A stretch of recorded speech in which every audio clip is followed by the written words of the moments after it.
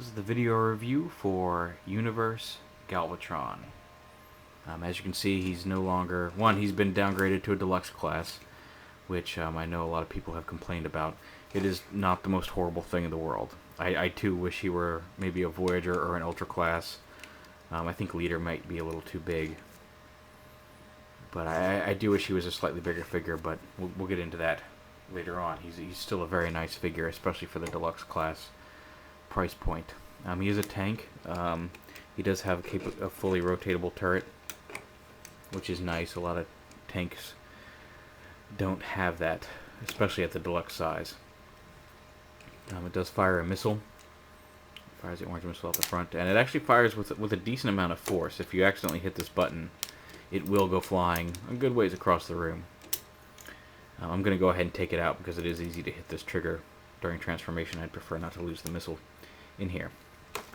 To start the transformation off, you want to straighten this back part of the turret and pop the cannon up like this, which sometimes tends to pop it off its ball joint, but you can just snap it right back on. Pop that up like that and squeeze the turret together like that, and rotate it to the side like this. Then you want to take these top pieces and detach them, unclip them from the side here.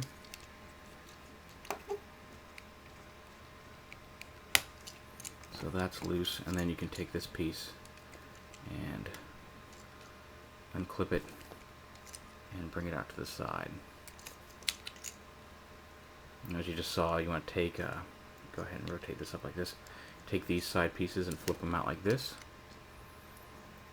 Then you'll rotate them around to the side.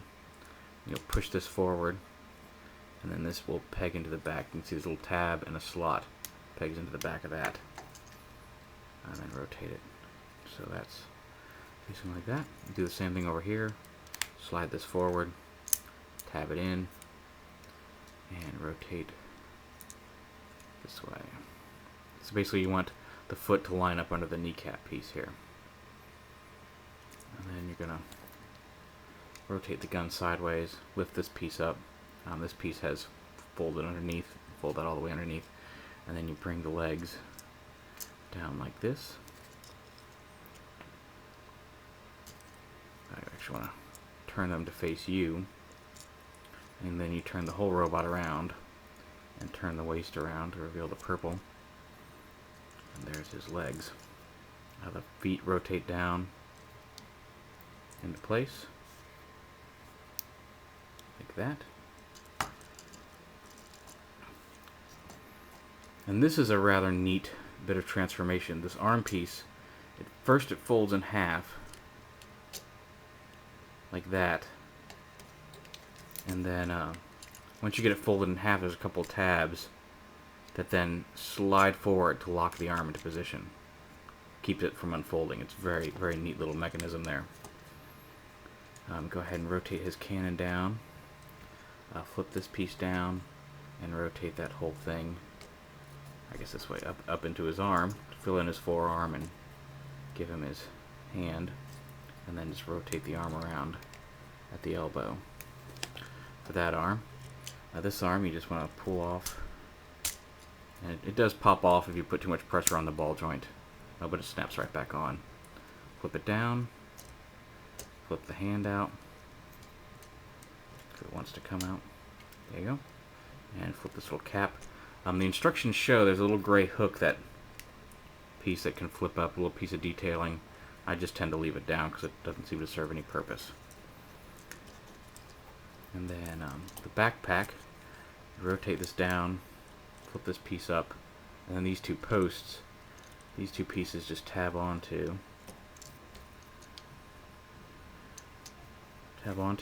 Flip that down, and then these little feet are supposed to raise up and sit on top of the backpack like that. And you're mostly done. All that's left is you take this piece, flip it down, slide it up to reveal his head, and fold it down. And there you have Universe Galvatron. He's actually He's small. I mean, a lot of people complained about his size, but he's not.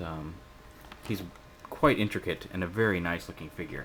He's not entirely out of scale with the other figures. I'll point him next to, and here he is with Starscream, which is about the right scale. He's a little taller than Starscream, and he was about the same size as Megatron in the movie, so that's about right. And he's also a little taller than the Rodimus Classics mold. So he could be bigger, but he's definitely not disproportionate to some of the other figures at the deluxe size class. Like I said, there's a lot of complaints about him for his size. My only real complaint is I don't know why they use this orange. That could have been, because none of it's all hinge pieces. There's nothing integral to the figure that is molded out of this orange plastic that they would have had to reuse the mold. They could have easily used this gray or purple plastic. And it doesn't look bad in person. It's a nice offset to the purple and gray, but I just don't know why they went with that kind of day-glow orange. And that's really my only complaint.